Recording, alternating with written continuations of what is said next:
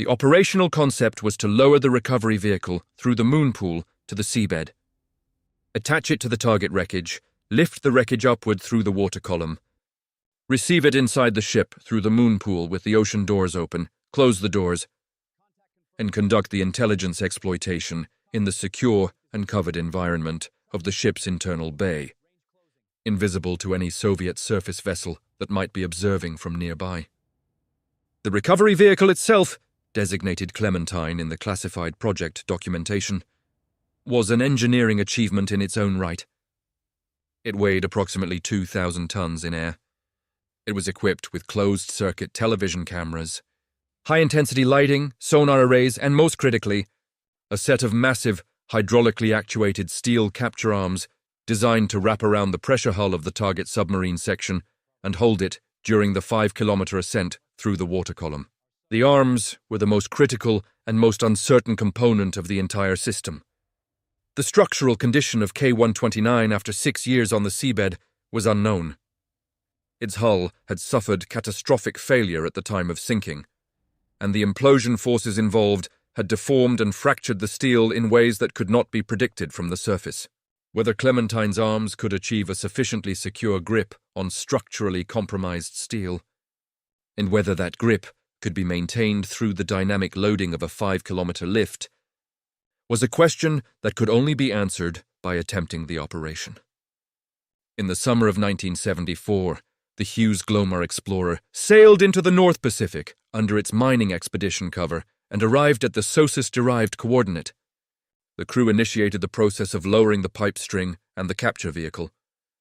Each 60-foot section of drill pipe had to be manually connected and lowered, one section at a time, through the moon pool.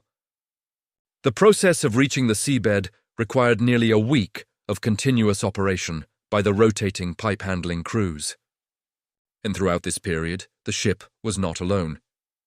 Within days of the Glomar Explorer beginning its pipe-lowering operation, Soviet naval assets appeared on the horizon. First a Soviet intelligence-gathering vessel, the Chazma, then a seagoing tug, the Zorki. The Soviet ships did not pass through the area and continue on their way. They stopped. They maneuvered close to the Glomar Explorer and maintained observation positions, sometimes at distances that allowed officers on their weather decks to photograph the American ship's equipment at close range with telephoto lenses. The tension aboard the Glomar Explorer was considerable. The American crew, a mix of legitimate heavy industry contractors and covert intelligence personnel, had to maintain their mining expedition cover with complete consistency. They could not deploy military countermeasures. They could not request naval escort to drive the Soviet ships away.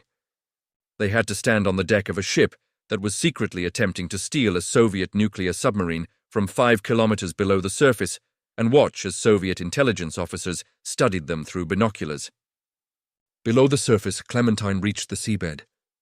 The camera feeds in the ship's heavily guarded control room flickered to life. The images that resolved on the monitors showed a vast, chaotic debris field spread across the abyssal plain. Shattered hull sections, equipment scattered by the implosion, the ghostly geometry of military hardware that had been on the ocean floor for 6 years. The intelligence analysts aboard the ship had studied the photographic survey produced by the USS Halibut, a specially converted reconnaissance submarine that had previously visited the site and produced a mosaic of over 20,000 photographs of the wreck, and had identified a specific section of the hull as the primary recovery target.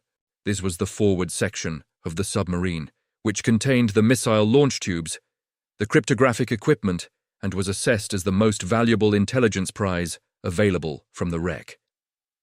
The operators in the control room used lateral thrusters to position Clementine over the target section. The hydraulic commands were sent down miles of specialized cable. The capture arms extended outward and downward, their steel fingers reaching into the ancient mud of the seabed and wrapping around the outer hull of K-129's forward section. The suction of 6 years of soft sediment accumulation around the wreck made the initial break the most difficult moment of the lift. The hydraulic systems strained against the combined dead weight of the target section and the resistance of the sediment. The pipe string above groaned under the loading. And then, slowly, the wreckage began to move. The ascent was measured in hours. The lift crew worked in continuous shifts, hauling the pipe string upward 60 feet at a time, stopping to uncouple each section, racking it in the hold, and reattaching the hydraulic elevators to the next joint. The process introduced a repeated dynamic load cycle: pull, stop, clamp, jar, pull again, that sent shock waves down the entire length of the pipe string to the capture vehicle and its grip on the target. The engineers monitoring the load, data in the control room watched the tension readings, with the specific anxiety of people who know exactly what the failure threshold is and can see the actual load steadily approaching it. The wreckage rose through the water, past 14,000 feet, past 12,000, past 10,000. The crew in the control room could see it on the cameras, the mangled, rusted steel of K-129's forward section hanging in the dark water below the ship, ascending steadily in the grip of Clementine's arms. And then, at approximately 9,000 feet depth, something failed. It did not fail catastrophically. There was no dramatic event, no single moment of clear rupture. One of the massive steel capture arm segments fractured under the accumulated shear stress of the dynamic load cycles. The fracture was localized, but its consequences were not. When one arm failed, the carefully calculated load distribution across the entire grip changed instantly. The remaining arms took up the excess load. The hull of K-129, already compromised by the implosion that had destroyed the vessel, could not redistribute the asymmetric loading it was now experiencing. The forward section of the submarine began to deform within the grip of Clementine's arms. The steel, weakened by years of corrosion in the deep ocean environment, reached its limit. And approximately two-thirds of the target section, the portion containing the missile tubes, the nuclear warheads, and the cryptographic vault, tore free. It fell, 5,000 feet back to the ocean floor, where it impacted with sufficient force to destroy everything it contained beyond any possibility of future recovery. The control room went silent. The intelligence analysts stared at the camera feeds. The remaining forward section, approximately 40 feet of the bow, forward of the point where the hull had failed, was still in the grip of Clementine's surviving arms. The order was given to continue the lift. There was no alternative. They could not lower the pipe string to try again with the remaining wreckage. They brought up what was left. The surviving bow section was raised into the moon pool. The ocean doors were closed. The water was pumped out. The intelligence analysts and forensic engineers who entered the flooded bay to examine what had been recovered found a piece of steel that was, in the most direct physical sense, toxic. It was contaminated with radioactive tritium gas from the warhead systems, with residual missile propellant compounds, and with the dense marine clay of the deep ocean floor. It required hazardous materials protocols to approach, but it was not empty. Inside the shattered forward torpedo section, investigators found two fully intact, nuclear-armed anti-ship torpedoes. This was, by any measure, an intelligence coup of the first order.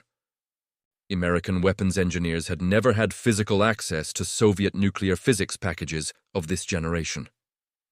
They disassembled the warheads with meticulous care, analyzing the fissile material, the firing mechanisms, the explosive geometry, the neutron initiators, and the specific metallurgical properties of the components.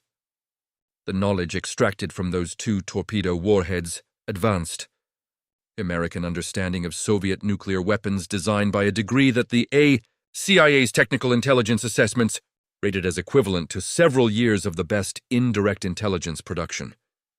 The existing collection systems could achieve. Additionally, while the primary cryptographic vault had gone back to the bottom with the lost section of the hull, the forward compartments yielded secondary communications materials, operational logs, procedural manuals, and specialized acoustic processing equipment whose reverse engineering provided the United States Navy with a detailed technical understanding of how Soviet submarines listened to the ocean. The passive sonar systems the Soviet submariners relied on to detect American vessels operated on specific principles, and within specific frequency ranges that American naval engineers could now account for directly rather than having to model from indirect inference. And then, as the forensic teams cleared the compressed sediment from the ruined crew compartments, they found something that stopped the operational tempo of the entire program and imposed a different kind of silence on the ship. The remains of 6 members of K-129's crew were recovered from the wreckage. They had been sealed in darkness 5 kilometres below the Pacific surface for 6 years. Late February, 1968. The freezing grey waters of the North Pacific, several hundred miles off the Kamchatka Peninsula. A Soviet ballistic missile submarine designated K-129 slips its moorings at the naval base in Raibachi, navigates past the breakwater in the pre-dawn darkness, and begins moving eastward into the unforgiving expanse of the open ocean. The vessel is a Project 629A, a Gulf II class diesel-electric submarine. It is not one of the fast, nuclear-powered attack boats that the Soviet Navy's most ambitious engineering programs were beginning to push into service. It is older, heavier, slower. It requires periodic surfacing to run its diesel engines and recharge its massive banks of lead-acid batteries. But what it carries in its reinforced sail compensates for everything its propulsion system lacks. 3 vertical launch tubes, each housing an R-27 ballistic missile. Each missile armed with a nuclear warhead of approximately 1 megaton yield. 3 separate nuclear weapons capable of obliterating a major coastal city or a naval installation. Carried by 98 officers and enlisted men under the experienced command of Captain First Rank Vladimir Kobzar, sailing eastward toward a patrol grid northwest of the Hawaiian Islands. Their mission is to remain undetected, to stay on station, and to serve as a silent, mobile component of the Soviet nuclear deterrent, a loaded gun held to the temple of the American Pacific, waiting. To understand what happens next, it is necessary to understand the operational reality of ballistic missile submarine patrols during the Cold War era. A nuclear deterrent submarine is not simply a weapon system. It is a political instrument of extraordinary sensitivity, and its value as a deterrent depends entirely on its invulnerability. A submarine that can be found and destroyed before it launches is not a deterrent. It is a target. The entire strategic rationale for deploying ballistic missiles on submarines rather than in fixed land-based silos was that a submarine cannot be precisely located by the enemy and therefore cannot be preemptively destroyed before it retaliates. The survivability of the deterrent rested entirely on the survivability of the vessel, and the survivability of the vessel rested entirely on its ability to remain invisible.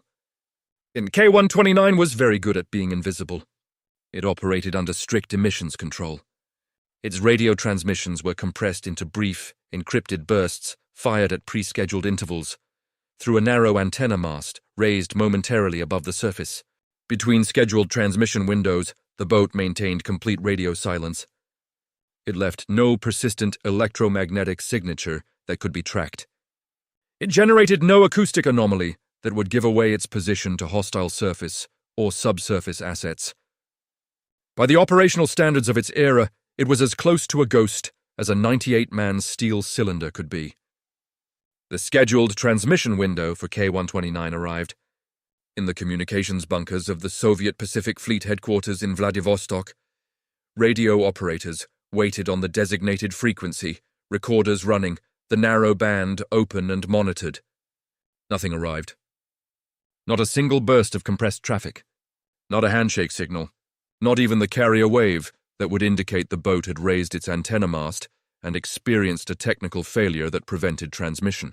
Just the atmospheric static of an empty frequency and the growing, specific quality of silence that naval communication officers learn to dread.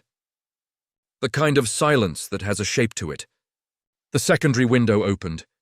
The operators waited. Still nothing. At this point, the standard protocol for a missed transmission window was to assume a technical fault. A failed antenna, a scheduling error, an atmospherically disrupted signal, and wait for the next scheduled opportunity. Submarines in remote ocean environments experienced communication disruptions. It happened.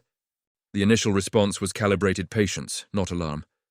But as the secondary window closed and the tertiary window approached, the calculus began to change. A single missed window was a technical problem.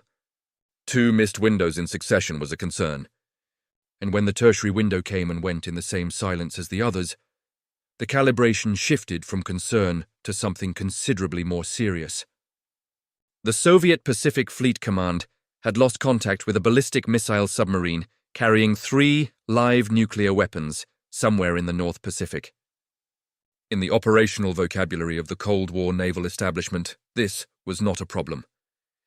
It was a catastrophe. The response was immediate and massive. Within days of the final missed transmission window, the Soviet Navy committed an extraordinary volume of assets to the North Pacific in a search operation of unprecedented scale.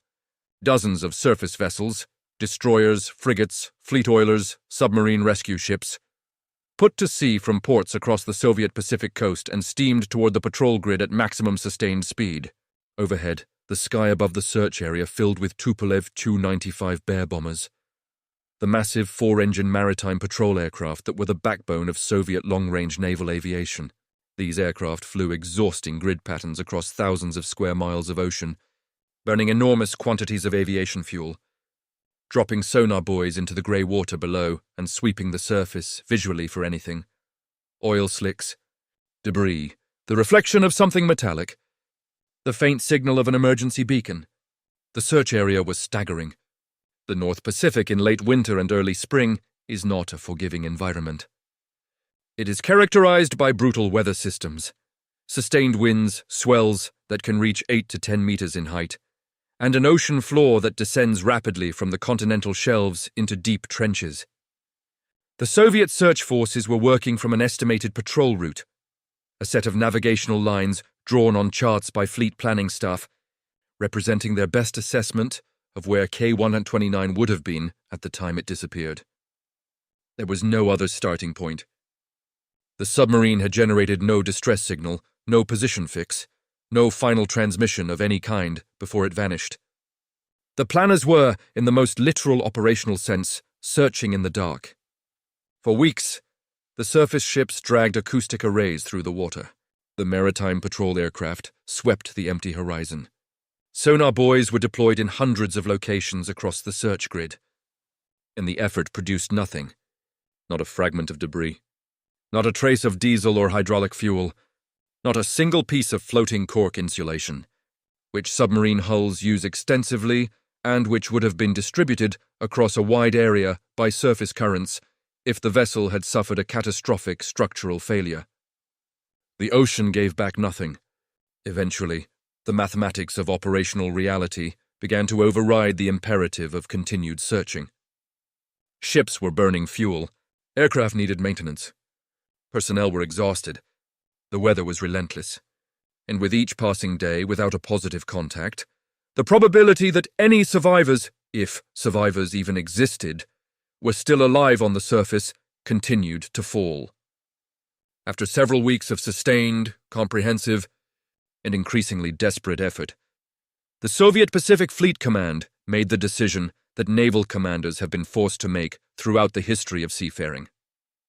They halted the search. They wrote K-129 off as lost at sea with all hands, and they turned their ships for home, leaving 98 Soviet submariners and 3 nuclear warheads somewhere on the floor of the North Pacific, in a location that the Soviet Navy now formally conceded it could not identify. What the Soviet command did not know, what it would not know for years, was that the United States Navy had been watching this entire operation unfold. And more significantly, that the United States Navy knew something about the fate of K-129 that the Soviets themselves had been unable to determine. The Americans knew what had happened. They knew approximately when it had happened. And they knew, within a calculable geographic margin, where the wreck was. To understand how the Americans knew what the Soviets did not, it is necessary to understand a physical property of the ocean that Cold War naval planners on both sides of the Iron Curtain spent enormous institutional resources learning to exploit. The deep ocean is not silent. It is a highly effective acoustic medium. Sound waves propagating through water travel at speeds and over distances that would seem extraordinary to anyone whose only experience of acoustics is the behavior of sound in open air. under the right conditions, the right combination of temperature, pressure, and salinity in the water column. Sound waves can travel not just hundreds, but thousands of miles through the ocean with remarkably little energy loss. The specific physical layer in which this long-range propagation occurs most efficiently is known as the Deep Sound Channel, or SOFAR channel, an acronym derived from its military designation, sound fixing and ranging. The SOFAR channel is a naturally occurring horizontal layer in the ocean, located at a depth determined by the intersection of decreasing water temperature and increasing water pressure, which together create a zone of minimum sound velocity that acts as a waveguide, trapping acoustic energy and propagating it horizontally over enormous distances. The intelligence operatives aboard the Glomar Explorer, many of them career professionals who had spent decades managing the Cold War at the institutional remove of classified programs, halted the intelligence extraction operation. A formal naval burial ceremony was conducted inside the moon pool of the ship. A chaplain read the appropriate prayers in 2 languages. The remains were placed in weighted caskets draped with Soviet naval colors. The ocean doors were partially opened, and the 6 men were committed to the deep. The ceremony was recorded on color film, 2 decades later, in one of the more extraordinary diplomatic gestures of the post-Cold War period.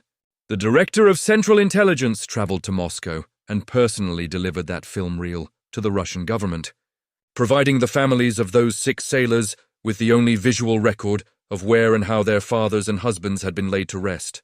While the Glomar Explorer was conducting its intelligence exploitation in the sealed moon pool, the cover that had protected the operation for 2 years was collapsing ashore.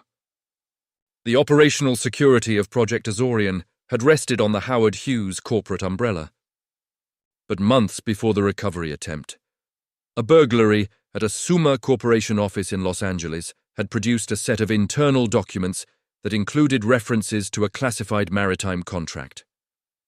Those documents had circulated through various channels and had eventually reached the desk of Jack Anderson, one of the most widely read investigative journalists in the United States. Anderson had connected the Hughes corporate expenditures, the unusual characteristics of the Glomar Explorer, in the presence of intelligence personnel, and had arrived at a conclusion that was accurate in its essentials. He was preparing to publish it. The CIA was aware of his impending story and had attempted to persuade him to hold it, citing the safety of personnel still in the operational area. Anderson did not hold it. The story broke. The cover was finished. The Glomar response, the CIA's refusal to confirm or deny the existence of any operation when confronted with press inquiries, entered the language of institutional communication as a recognized category of non-answer, a legacy of Project Azorian that has been invoked in thousands of subsequent legal and journalistic contexts. But the operational consequence of the cover's collapse was that Project Azorian effectively ended with the intelligence exploitation of a 40-foot bow section rather than the complete forward in hull that had been the primary recovery objective. The question of what caused K-129 to sink has never been definitively resolved. The most widely accepted technical assessment, derived from the forensic examination of the recovered hull section, holds that the most probable cause was a catastrophic internal hydrogen gas explosion in the battery compartment. The lead-acid batteries that powered the submarine's electric motors during submerged operations were a continuous source of highly flammable hydrogen gas as a byproduct of their charge and discharge cycles.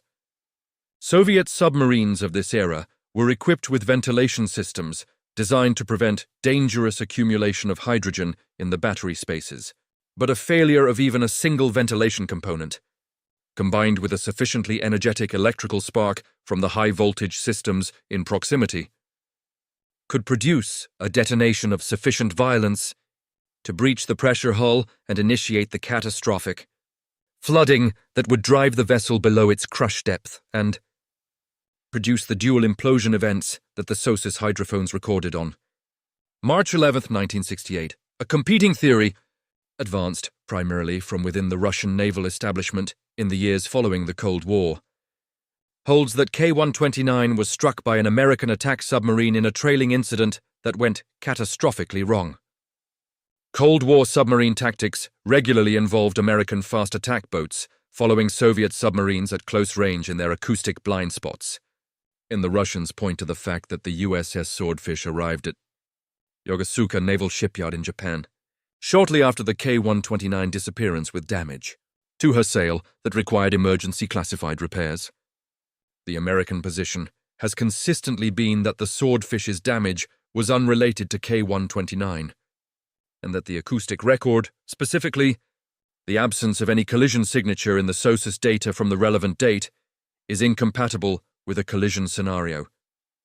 A collision of sufficient force to immediately sink a large submarine would have produced a distinctive, high-frequency acoustic event entirely different from the implosion signature that was actually recorded. The debate has continued in naval history literature for decades without resolution, and is unlikely to be finally settled unless the Russian or American governments release materials that neither has so far been willing to disclose. The rogue launch theory, the hypothesis that K-129's crew or a faction of her officers had initiated an unauthorized, preemptive nuclear strike attempt against the American naval installations at Pearl Harbor, and that the resulting detonation of the missile propellant by a Soviet failsafe mechanism was the actual cause of the sinking, has found adherents among a small number of historians and former intelligence officials. But the physical evidence for it is thin. The positioning of the wreck outside K-129's assigned patrol grid, while genuinely anomalous and genuinely unexplained by the standard accident narrative, does not by itself support the specific chain of events required for the rogue launch theory to be correct.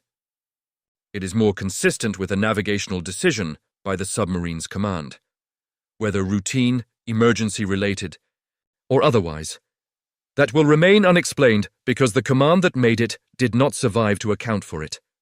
What can be said with confidence, based on the physical evidence recovered and the acoustic record produced by the SOSUS system, is that K-129 experienced a catastrophic structural failure event on or about March 11, 1968, that destroyed the vessel and killed all 98 members of her crew within seconds. Whatever caused that failure remains a matter of unresolved historical debate. What is not debated is that the vessel and the men aboard her went to the bottom without warning and without the ability to send any signal of distress. Project Azorian remains one of the most technically demanding intelligence collection operations in the history of American intelligence, and one of the most audacious. The engineering challenge alone, constructing a vessel capable of maintaining station over a fixed and seabed coordinate and lifting thousands of tons of waterlogged steel from nearly 5 kilometers of depth, would have been extraordinary under any circumstances. The requirement to conduct this operation under a commercial cover story, convincing enough to withstand Soviet naval surveillance for the duration of the EU attempt, transformed the technical challenge into something considerably more complex, that the cover held for as long as it did, that the Soviet vessels circling the Glomar Explorer photographed her equipment extensively without recognizing what they were looking at, was a testament to the quality of the cover construction and to the limits of what external observation, however vigilant, can establish about the true purpose of a vessel, whose most important activities are occurring 5 kilometers below the visible surface of the ocean. The partial success of the recovery, 2 nuclear torpedo warheads, secondary communications materials, a body of technical intelligence that advanced American understanding of Soviet weapons design was assessed by the CIA's Technical Intelligence Directorates as having justified the program's cost and the extraordinary risks it had involved.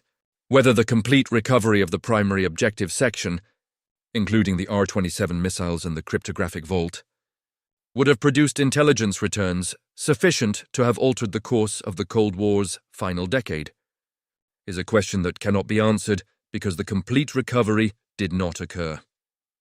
The section that contained those materials went back to the bottom of the North Pacific at 9,000 feet, fell 5,000 feet further and destroyed itself on impact in a location that has not been precisely identified, and that no subsequent program has attempted to revisit.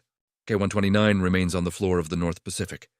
The approximately 40 feet of bow section recovered by the Glomar Explorer was reportedly disposed of at sea following the completion of the exploitation program, though the precise circumstances of its final disposition are not included in the materials that have been declassified. The rest of the vessel, the central hull sections, the stern, the propulsion machinery, the operational command spaces where Captain Kobzar and his officers worked, rests at 16,400 feet in the lightless cold of the abyssal plain, undisturbed and undisturbing. The 6 sailors, who were recovered and reburied at sea by the Glomar Explorer's crew, rest somewhere in the water column of the North Pacific, committed back to the deep by men who were their nation's adversaries, but who recognized, in that moment, a prior and more fundamental obligation. The remaining 92 members of K-129's crew are with their vessel. They have been there for more than half a century. The depth at which they rest places them beyond the reach of any technology that any nation has been willing to commit to recovering them. They will very likely remain there for as long as the ocean floor remains below the ocean. The Soviet Navy never publicly acknowledged the full scale of Project Azorian's accomplishment during the Cold War period. The Russian Federation has in subsequent decades released limited information about K-129 and the American recovery attempt, acknowledging the broad outlines of the operation without confirming the specific intelligence gains that the Americans achieved. The families of the 98 men who sailed aboard K-129 in February 1968 waited years before receiving even official confirmation that their vessel had been lost, and longer still before any account of what had happened to it, including the partial recovery by a foreign power operating under a billionaire's name, became publicly available. The ocean does not distinguish between what is supposed to be secret and what is not. It keeps what falls into it and returns nothing without effort. The story of K-129 and the operation to recover it is, at its core, a story about the extraordinary lengths to which the Cold War drove both sides, the lengths to which a navy will go to deny the loss of 3 nuclear weapons, and the lengths to which an intelligence apparatus will go to reach 5 kilometres into the dark and bring them back.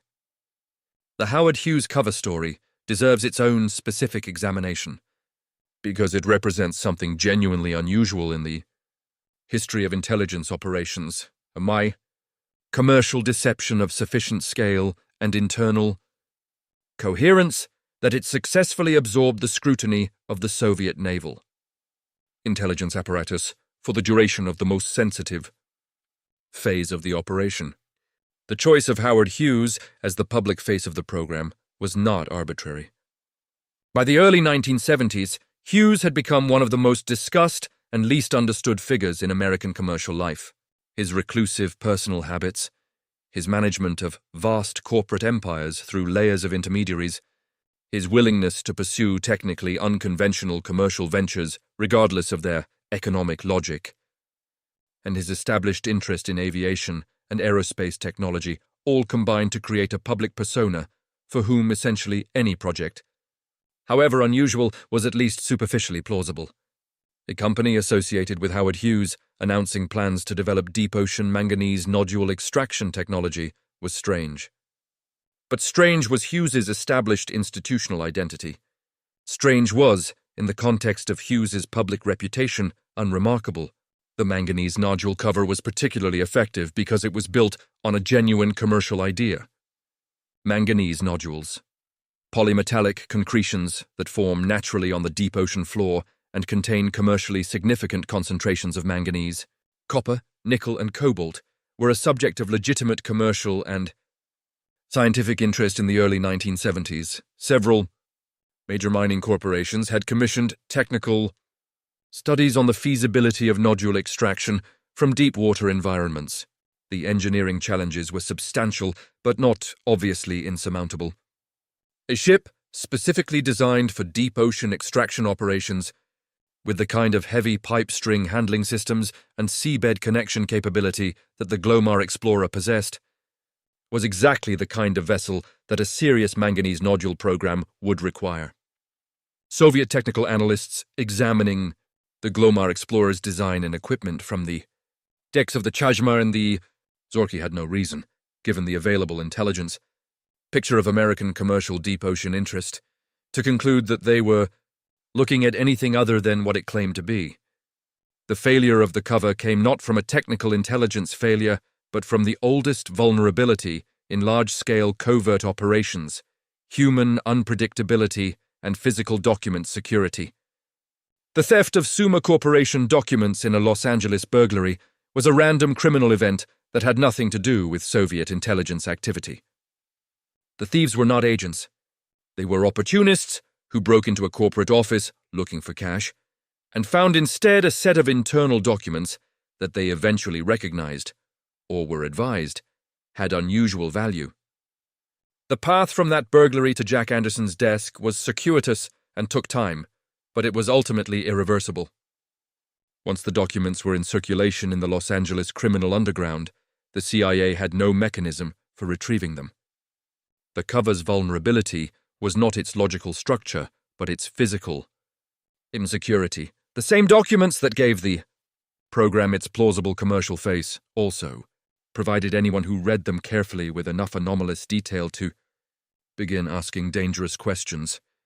The CIA's attempt to persuade Anderson to hold the story, conducted at the level of the Director of Central Intelligence and invoking national security, and the safety of personnel still in the operational area, was both understandable and ultimately ineffective. Anderson was a journalist whose professional identity was built on the principle that the public's right to know overrode institutional preferences for secrecy, and whose track record demonstrated a consistent willingness to publish classified material when he judged the public interest to require it. The CIA could plead its case. It could not compel compliance. The story ran. The cover was finished. The operation moved to its next phase under conditions of public exposure that made any further recovery attempt in the near term operationally impractical. There is a counterfactual question that the Project Azorian case invites but cannot answer. What would the intelligence impact have been if Clementine's capture arms had held? If the forward section of K-129, the section containing the R-27 missiles, the nuclear warheads, and the cryptographic vault, had been successfully recovered intact. The R-27 missiles would have provided American weapons engineers with direct access to the guidance systems, the fuel handling technology, the warhead physics packages, and the manufacturing tolerances of the primary submarine-launched ballistic missile in the Soviet arsenal. The cryptographic equipment would potentially have provided access to the code systems governing Soviet Pacific Fleet communications during the relevant period, with implications that would have extended to the analysis of all traffic transmitted on those systems before the Soviets became aware that their equipment had been compromised.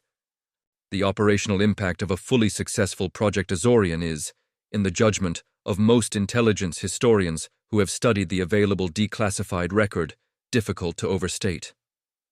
What was actually recovered, 2 nuclear torpedo warheads, secondary communications materials, technical intelligence on Soviet passive sonar systems, was significant.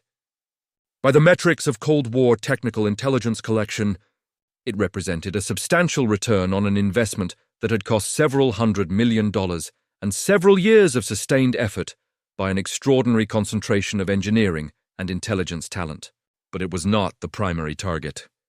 The primary target went back to the bottom, and in intelligence operations, as in the broader taxonomy of human ambition, the distance between what was achieved and what might have been achieved is sometimes the most significant fact about the enterprise. The legacy of Project Azorian extends in several directions simultaneously. In the purely technical dimension, it demonstrated that objects could be recovered from depths previously considered operationally inaccessible, and it advanced the state of deep ocean engineering to an extent that influenced both subsequent military applications and civilian deep-sea research programs. The heave compensation systems developed. For the Glomar Explorer's central lifting mechanism, the hydraulic gimbal arrangement that allowed the derrick to remain stationary relative to the seabed, while the ship's hull moved with the ocean swells, were an engineering innovation with applications well beyond the original program. The dynamic positioning technology developed to maintain the ship's station above a fixed seabed coordinate contributed to a generation of offshore drilling and marine research capabilities that were deployed commercially in the decades that followed. In the dimension of intelligence history, Project Azorian established a precedent for the scale and technical ambition of what the CIA's Directorate of Science and Technology was willing to attempt when the intelligence value of a target was assessed as sufficiently extraordinary. The program demonstrated that the combination of commercial cover, technical innovation, and sustained institutional commitment could execute operations in environments and against targets that would otherwise be entirely inaccessible to conventional intelligence methods. It also demonstrated the program's vulnerability to exactly the kind of random, uncontrollable human event, from a random burglary, an investigative journalist, that no amount of technical sophistication can fully guard against. In the dimension of naval history, the K-129 case and the American response to it illuminate the specific and often underappreciated role that underwater acoustics played in the strategic competition of the Cold War. The SOSUS network's ability to detect and localize the K-129 implosion from thousands of miles away, to hear what happened and roughly where it happened before the Soviets had any idea where to look, represented a decisive asymmetry in surveillance capability that shaped American naval strategy throughout the Cold War period. The Soviets spent years and vast resources trying to understand the extent of American acoustic intelligence capabilities before concluding that their own submarines were far more vulnerable to detection than their planning assumptions had credited. That conclusion drove the Soviet Navy's submarine design programs in the 1970s and 1980s toward ever quieter boats and ever more sophisticated acoustic countermeasures, a response to an adversary advantage that the K-129 incident had helped to establish as real and operationally significant. The ocean floor of the North Pacific holds many things that human beings have put there, intentionally and otherwise. K-129 is one of them. The 92 members of her crew who remain with the vessel have been on the bottom for longer than many of the people writing and reading about them have been alive. The questions their disappearance raised, what caused the sinking, what the Americans found when they went to look, what the full intelligence impact of the recovery was, have been answered in part by the declassified record, and remain unanswered in part by everything the record still withholds. The ocean holds the rest. It is not inclined to share it.